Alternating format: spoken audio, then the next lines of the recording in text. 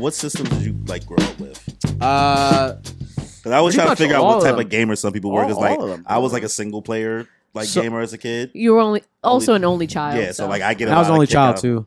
But I mean, I played. That's crazy. I played everything. What? How does that make sense? He gives single child like energy. What is single child energy? Please. You guys are both very spoiled in a lot of what you do in your time. Well, in time? How is it remove spoiled? myself from this. Please break this down. Hold on, Chad. No, you're not. You have a sibling. I have a sibling. Yes. Yeah. Hold on. Wait. Hold on. What do you mean don't give that spoiled? energy. What is the spoiledness? Give it to us. Because it's like I can do whatever I want with my time. I don't need to share. I want to do this and that. Like I'm very straightforward and like I'm gonna do what I want. I share with my friends. I think anybody sharing should. with your friends is different than sharing with like when you have to share and you're used to sharing. Oh, I'm a very giving person. Like perfect example, I give to the homeless all the time. Oh no, that's different. That's a whole. But let me break it down here. I think that's crazy because to say that y'all are selfish because you do whatever you want with your time, You not have to saying share. It's a bad thing, but it's like automatically. But the thing is, anybody can do that. That's spoiled to me is like you were given a lot, and then you just like you act very rude to people. No, that's spoiled to me. Different definition of spoiled. Okay. I don't mean it like that. For you guys. Okay. I mean spoiled. How do I? Because if you were homeless, would you like me to give you? Would you like me to give you a different word that we use? We have boundaries. Snap. Listen, we know what we're worth, and we're not going to settle for less. We have boundaries. One. Okay. Not just because you're an only child, but like for anybody, nobody is obligated to your time. Right? Not a single soul. Not even your parents. I had this exact conversation with my grandmother recently. Really? And it's so crazy because it was a whole conversation about things that I need to do, and I said respectfully, I don't have to do anything I don't want to. I do things because I want to. And I will always, just because she was like, you have to do this, you have to do this. No, I don't. I don't have to do anything I don't. I'm no one's property. Mm-hmm. I can do whatever I want. You can do whatever you want. I don't expect you to do anything. You don't have to call me on my birthday. I would love it, but it's not going to make me feel bad, right? Mm-hmm. Stuff like this, whatever. And she's like, well, it must be really nice to not have any responsibilities. I said, no, you chose your responsibilities. You choose responsibilities every day. Are you not in America? It's a free country, right? You breathe free air. Land of the free, home of the brave. You know? Get in touch with your inner single child, only child. Stop. And what I also find is that on the opposite end of the spectrum is that I feel like a lot of people who have siblings feel like they can do whatever to me, or like they can just ask me to do whatever they want. Talk about it. They can kind of invade my privacy, whatever. Like I'm using the word boundaries versus what you're using as spoiled, because for any human being, regardless. Like I said, nobody's entitled to your space, your time, and your energy. So for an only child, if I'm choosing to put those things, my time, my energy, that's because I truly want to do those things from the heart. You. Or like when we're choosing to like do things for people, that's because we want to. We also crave to be around other people. We don't want to be alone all the time. So if I'm around you, it means a lot. That means I'm not doing this because I care about means you want to. Just because I have to. Okay. What just happened now is that you just affirmed that we're spoiled. What should happen now? Just but true. Hey, you guys have stronger boundaries, so that makes sense. Yeah, I mean, when I have roommates in my other place that had siblings, and like it would just be like, bro, you can't just like touch things that are I'm not like that. Mine. You know what I mean? Yeah. Like I'm usually gonna say yes. I'm not but selfish in that sense, but ask first. So I just want to say so the only time I ever really had boundaries was loaning stuff out because I had a lot of people steal stuff. Oh my god, no. So this is why as a mother, perfect example. I'm talking about game consoles. Had a Game Boy SP, right? Yeah. Lose Game Boys all the time. I was at a Sizzler. Lost the Game Boy. I was gonna get. My mom is Puerto Rican. I'm gonna get killed. This is crazy. You just lost the Game Boy. I just lost one a week before, so I lost. But the fact that you got one after, it's insane. It's insane because I didn't really ask for much. It was like okay here, and then after that, so I had a Game Boy SP and I had I was at a being Hispanic, you gotta go to all the parties, go to all the functions. You gotta bring the kid, you gotta say hi to everybody. Okay, I don't give a fuck about you, but I'm sure about it. So you sit down. I'm playing this game. The kid's like, oh, I want to play this. I'm like, nah, I'm good, bro. Nah, I'm good. Like, nah. It's like, no, let me see. I'm like, nah, I'm good. And my mom goes, you have to share it. And I'm like, no, I don't. It's mine. Like, what do you mean I gotta share it? Like if you're like my friend, yeah, go ahead. Of course. Yeah, like different. I know you. Like it's but like, if you don't know them, this is somebody's fucking snot nosed kid on the fucking. They want. Perfect example. I lent it to him. All right, cool. We all know he has it. Mm-hmm. I go do whatever at this party. And night comes up. We got to leave. Can't find the Game Boy SP. Where's the Game Boy SP? My mom is yelling at me, embarrassing me. You always lose things. Da-da-da. And I'm literally saying the last person who had my Game Boy was this kid. And for some reason, Latin mothers refuse to believe their kids or their sons. I don't know what the hell it is. It's true. They sit there and they're like, no, you're lying. I said, why would I? Literally, I'm telling you, this person had it last. And I haven't had it all night. And then she wouldn't believe me. Dude, I'm over here crying because I'm like, yo, I'm going to get yelled at by my mom for something. I didn't even do anything wrong. I did what you told me to do. I go, right? Last minute, like literally the final hour. We're still looking for it. Can't find it anywhere in this house. Oh, it just got legs and walked, right? It just had a spirit of its own. Oh, God, what happened? For some reason, somebody went to their car, like the parents' car, and just knew to put their hand in the seat. Oh. Which means to tell me that the parent was in on it. Because they put their hand in the seat and they pulled it out. Woo! And my mom's sitting there with her mouth dropped, and I'm like, period. Yeah. Mira. Oh, yeah, mira. Mira eso. Mira, what's this? You see this right here? Okay, I'm vindicated. I'm free.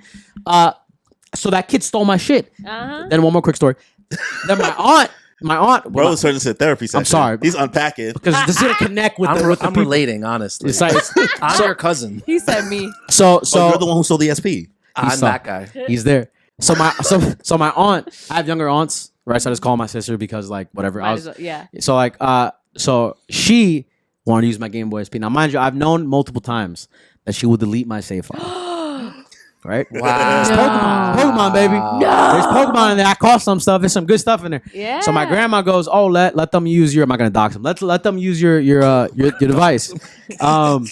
Everybody in my family's name with G, so I'm not gonna just G. Yo, here, have that. Is right. She uses it, right? She goes. All right, cool. I said, listen, do not delete the save file. So I told my grandma, I said I don't want to let her use it because she's gonna delete the save because my aunt was like 9 years old or she was young at that time.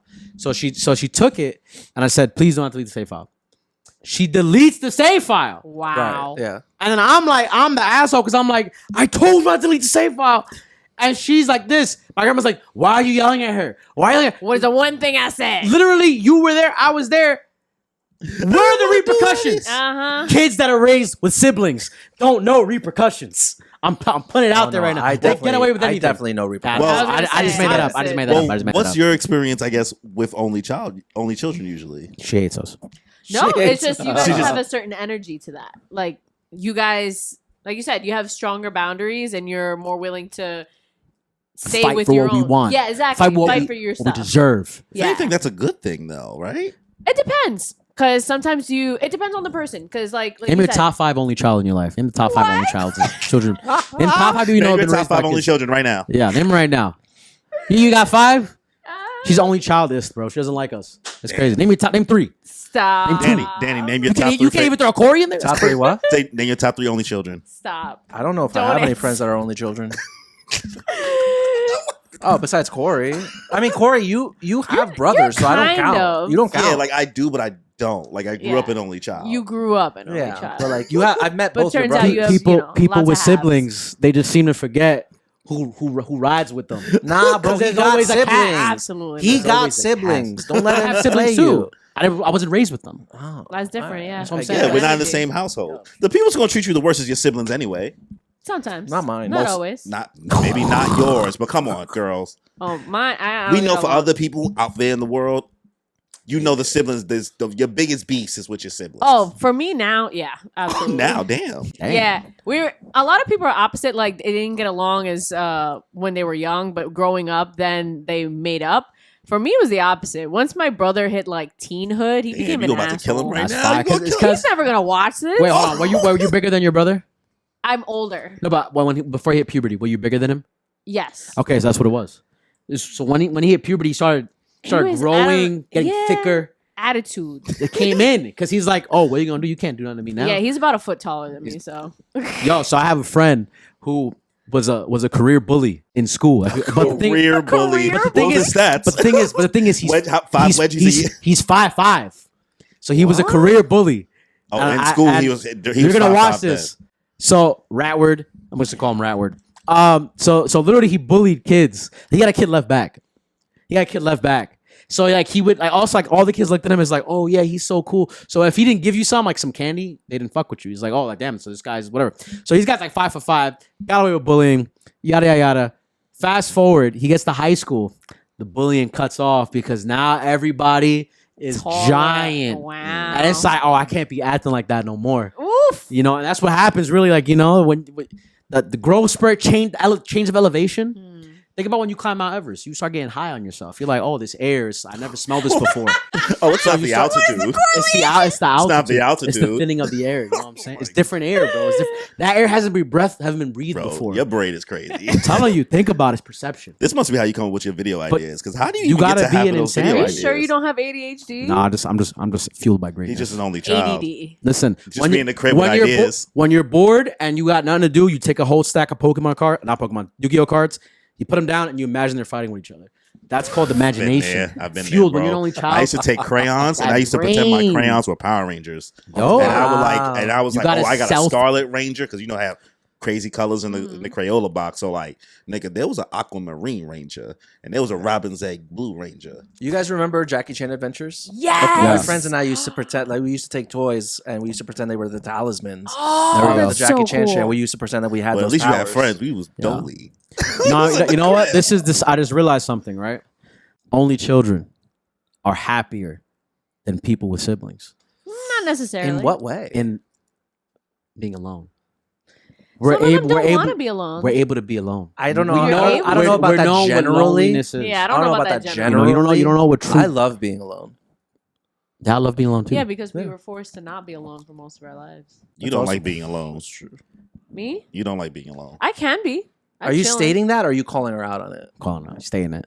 Oh, well, There's is a it the same difference. thing? No, no, Is no, it no, no. stating? Are you, if you're stating it, What it was means the you know tone that that's that a you meant? fact. But if you're calling her out on it, Well, then you like to do group activities a lot. Yeah, but I also appreciate my alone time.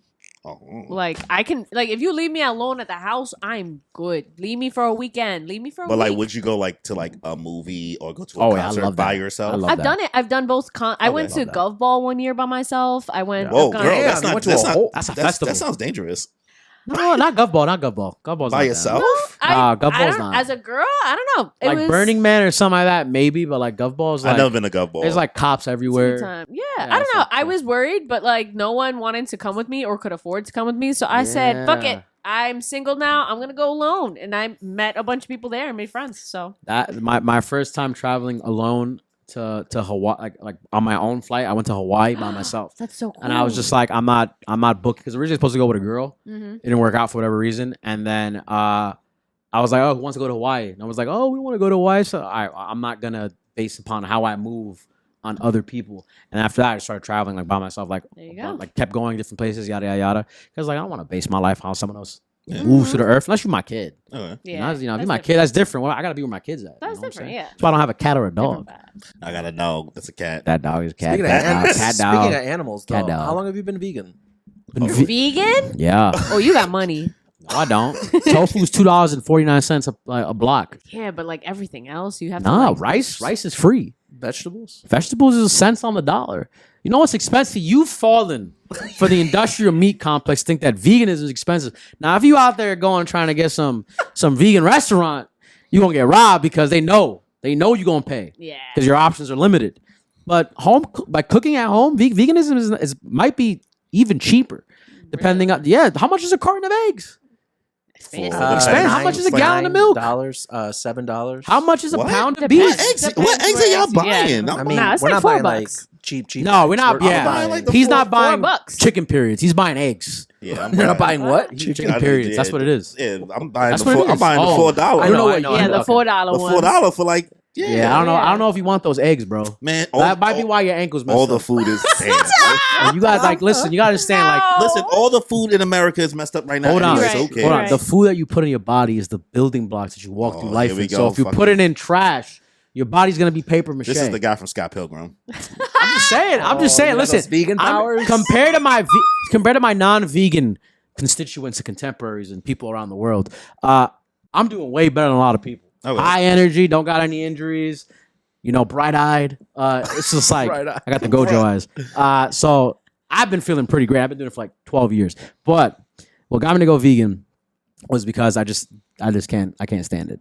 So it's like I don't wish I could, man. Yo, was you it could. anything in particular that Hold was on. like the tipping? You could. You could. You just choose not to. Don't be the I wish I could guy. Let me ask you. Let me ask you right now. Let's get dark. Let's do it. All right. Boom. I'm ready. Slavery's back. Okay. Slavery's back. You saw something's wrong with slavery. You gonna stand up? Or you gonna sit down because you wish you could? What is the Wish you could get up. Would you would have marched? Would you would have marched? Be real with me. Keep it real with me. Wow. Why are you quiet right now? Wow. When you you know what? Because I never because he's trying to say like are you gonna stand up for something?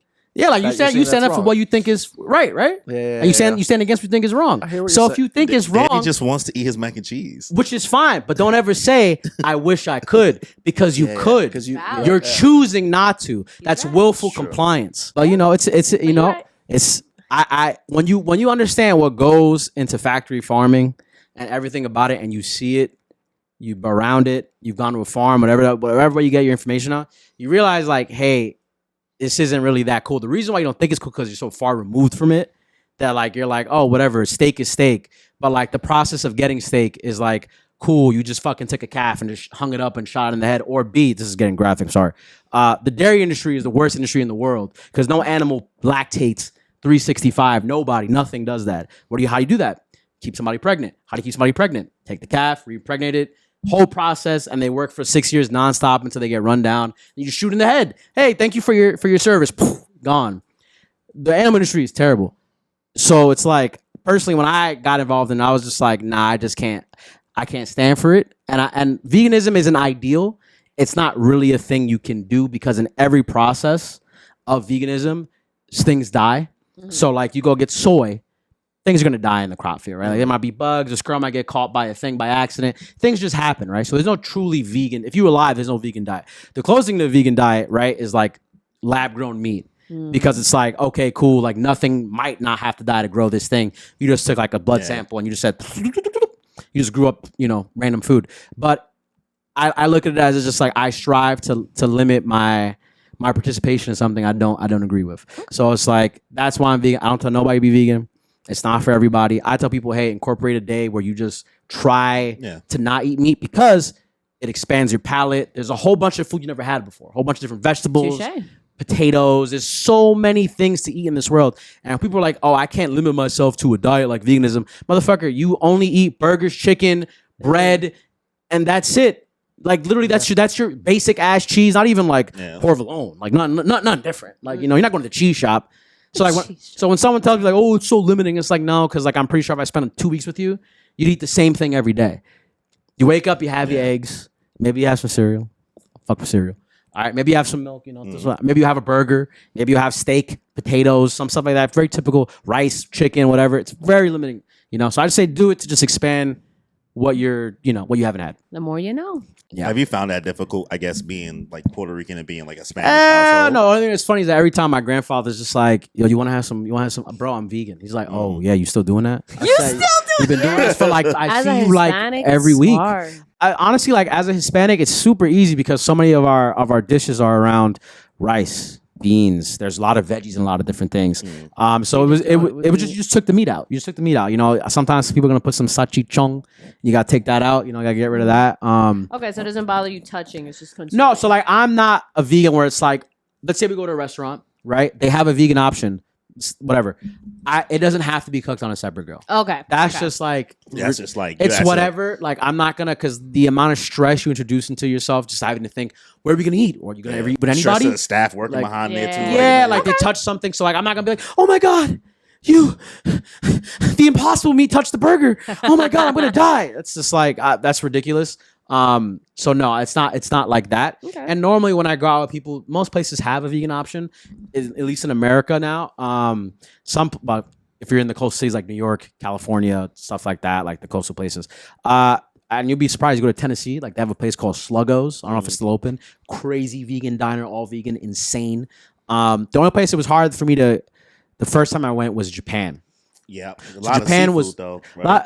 The seafood wasn't an issue. It's just like there's like you could get something with veggies, but it'd be like, oh, it's a veggie ramen, but there's shreds of beef in it. This is like, was this a veggie ramen? Yeah, being a vegan out, let alone being a vegetarian out there is kind of difficult. Yeah, too. now it's actually really easy. Like if you're in Tokyo, there's a lot of amazing plant-based restaurants that have propped up, like and soft, probably the best pancake I've ever had. There's like these big fluffy pancakes. The fluffy ones. They're so good. You're going out there soon, right? I'm going back again in February. Where are you going in Japan? So I've been to like all the major ones, so like Kyoto, Osaka. How many times have you gone to Japan? 4 times. I'm going on 5th one. Wow. Yeah, it'll be my 5th one, but this time I'm going right when the Winter Snow Festival's happening. It only happens in February, in between I think the 2nd and the 12th. And if you ever go to Japan, it's one of the times to go to Japan because flying to Japan in February is super cheap. So put that on your little note if you ever want to go. Yeah. And so you go up to north towards Sapporo, and they're pretty much have an area where it's like they built giant castles out of snow. Whoa. Like giant figures on all snow, and it's only there for that time period. Then you get rid of all of it. So I'm gonna go up there. I'm gonna go see all that stuff. I'm gonna snowboard, and then go back down because my friend is getting married in Japan. No, he's getting married in the Philippines. Oh, so he's getting married in the Philippines, and I'm gonna go hang out. I'm part of like the whole ceremony, so gonna go do that, and then hop to Japan with all my friends and just like go chill in Japan again. Nice. So are you a good snowboarder? Yeah, pretty good. I tried to do it one time in my life. I ate shit. I'm actually a better surfer than snowboarder. Oh, both. Johnny Tsunami. Yeah, I was about to say, bro, really? He both Johnny Tsunami 1 and 2. Yeah, there we go. Yeah, surfing out of all the things I picked up in the last 5-6 years is probably my favorite. Like if I can choose, if I was in New York or I have to be in California for work sometimes, I would literally be like in Hawaii or Puerto Rico surfing. You ever see a shark in the water? No, Are you ever afraid of that? No, I've gone cageless diving with sharks. You've been cageless diving with sharks? If you go to Hawaii, you go to the North Shore of Hawaii net. You go to all the way up there. Whose man's is this? you go to One Ocean Diving. It's founded by Ocean Ramses on Instagram. She's an amazing creator. She talks about shark. It's when you see you, you're like, what the hell? Then they'll take you cage shark diving, and it's a dope company. Have you ever done cage diving with sharks? Nah, I just said so. Fuck that. First time, right in there. Get in there spicy, and I did it. So you were around the sharks. Yeah. So what happens Did you is check your body for cuts before you went in there? Nah, bro. Because like sometimes you be having random cuts. Nah, they're not He got vegan blood. So they know, bro. You saw when I walked in, Vegeta was like, he's valid. He's certified. That's true. I can feel the aura. The aura is enveloping. The vibe check. Spiritual like, pressure is going crazy. Yeah. So how they do it is, and everybody's experience will be different, right? Because this is based upon like some people get eaten, some people won't. Bro, nobody. It's so rare. You have bigger. What is the you have a bigger. The statistics. Statistic. It's like the lowest one. It's one of the least ways you could die. I'm good. You have more of a chance of getting killed in a car. That's true. So you go and they take you out. They educate you on sharks. Like, hey, when you're in the water, look at them. Punch stay them in the nose above if them come. if they do come up. Right, stay above them because then you look bigger from the bottom up. A whole bunch of things. They're probably gonna come up because they're curious animals. And if they come close, you can take your hands and you can like push them down. You don't push up because if you push them up, the mouth, so like it might trigger a bite reflex. Or they're trying like just because it's just they're primitive. You can move their nose because that whole organ is super sensitive. So they prep you on everything. Like, okay, and then you're out there with the divers, and then you're on the boat. You get in the water. This was my experience. Everybody else's can be different. And then they take you, and then they just like kind of like jettison you down. So what they do is that they find this current. This was my experience. They find a current where they just kind of chill because sharks have to always pretty much be in perpetual motion. Yeah. Or else they die because they can't irrigate water, air. So they take you to that spot and they're just like, it's a crazy little thing where they're just like in a tornado. They're just like doing this. They're just like going in circles. Yeah. And you can get as close as you want. It's up to you how close. This is your perception of risk. And they might come up to you because you have maybe a GoPro out because electricity, stuff like that. But like they're just chilling. Okay. And you might see like a tiger shark if you're lucky, which is a super rare shark, or any other type of big sharks out there. Ooh. I did it in January, which was whale season, and when I got down there, you'd be more scared of a whale.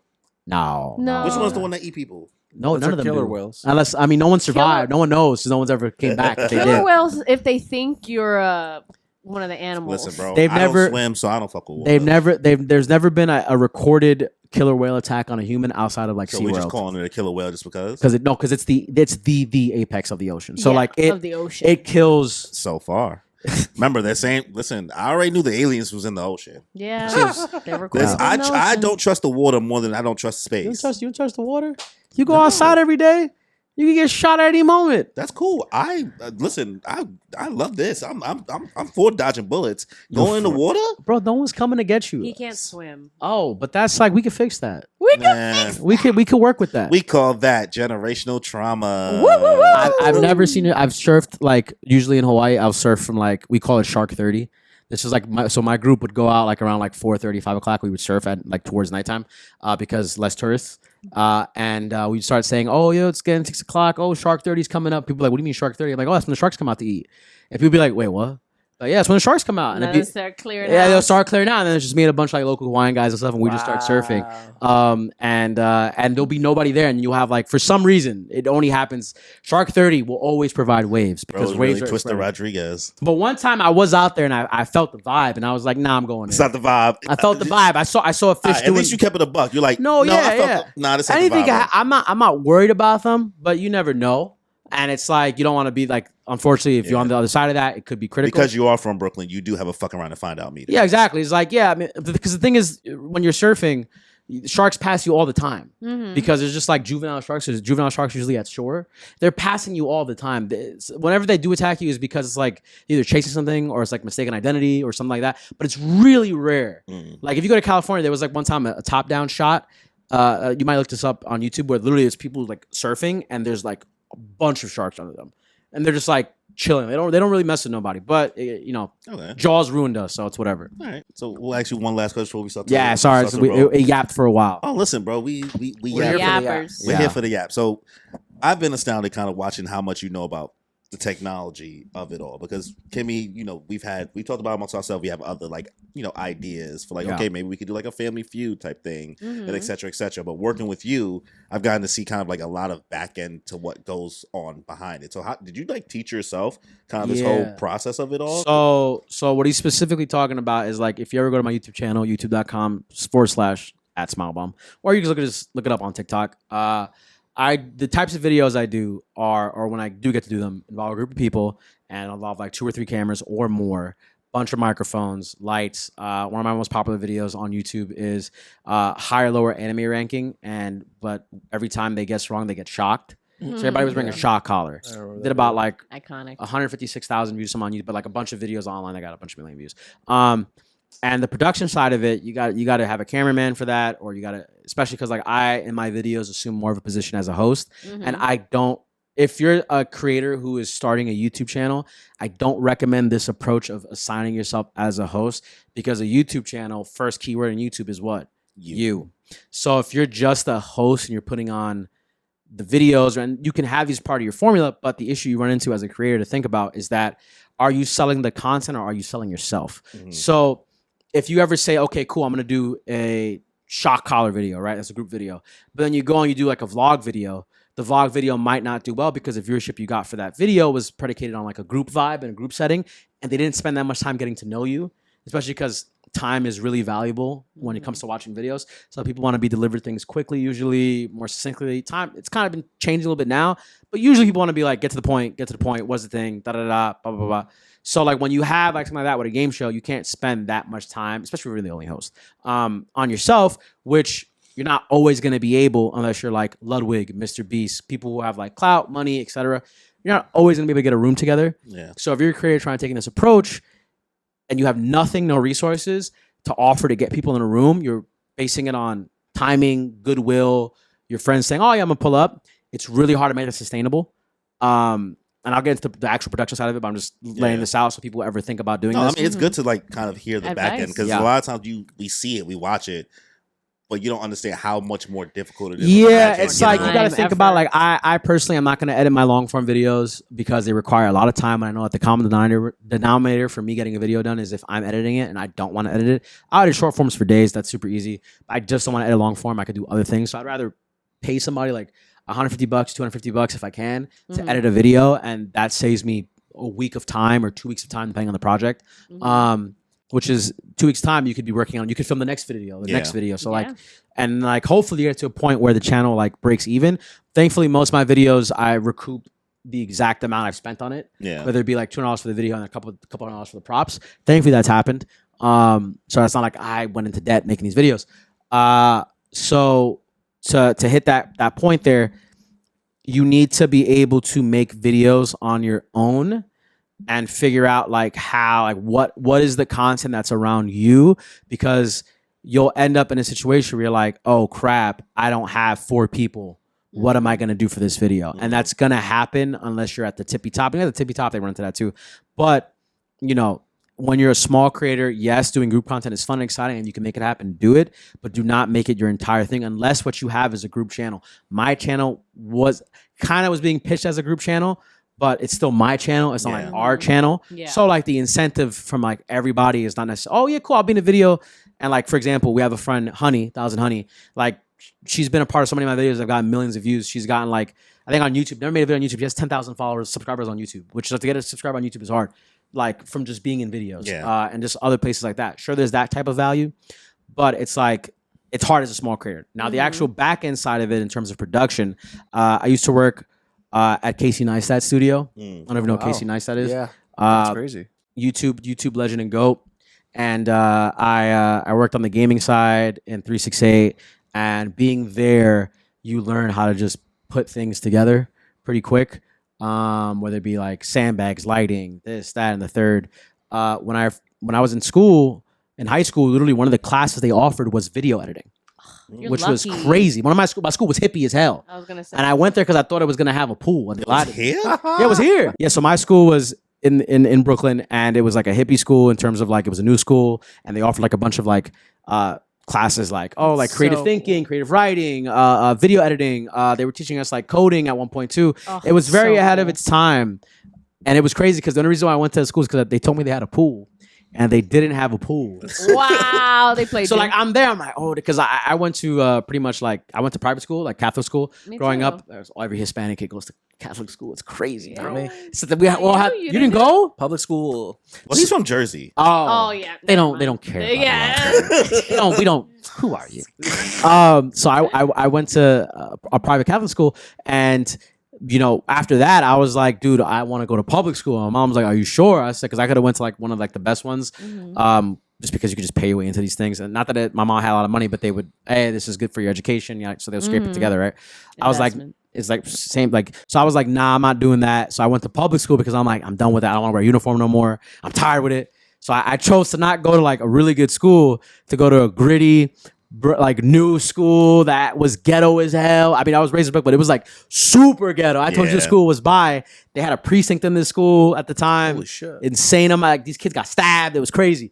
And I went to the school just because they said they had a pool, and they did not have a pool when I got there. They said, oh, we're building it. It's on the roof. Wow. That thing didn't exist. Played you. And it was so fun. I'm like, damn. You trying to go to Equinox? Yeah, I was like, ooh, we got a pool. I'm gonna go swimming. It's got eucalyptus towels in the school. Nah, we don't got that, bro. But video editing, that's huge. I wish my school would have had anything like that. And they taught us iMovie. It was iMovie. And it was, at the time, yeah, it was iMovie on. You get far with iMovie though. Yeah, you get some stuff. Yeah, man. And then like the whole back end of like shooting stuff, I've just been a part of like a lot of studio productions. So you just pick up things watching it, and like anything that you want to know, you can kind of just learn on YouTube. Thankfully now cameras are really good where it does a lot of the heavy lifting for you now. So like, you know, this camera is a really good camera, and like you don't need as much lighting. This is a lot of lighting, but like in general settings, like you don't need that much to get things done. And I mean, in YouTube, it's kind of like if you have 1 or 2 cameras, 2 cameras is a lot, but if you have 1 camera at least, and you have like a 1 or 2 point lighting system, you can kind of get a lot done. Like you can just put a light behind here, creates a background separation where it looks really nice on camera, which is something simple you can just do by getting a light strip for like $20. Yeah.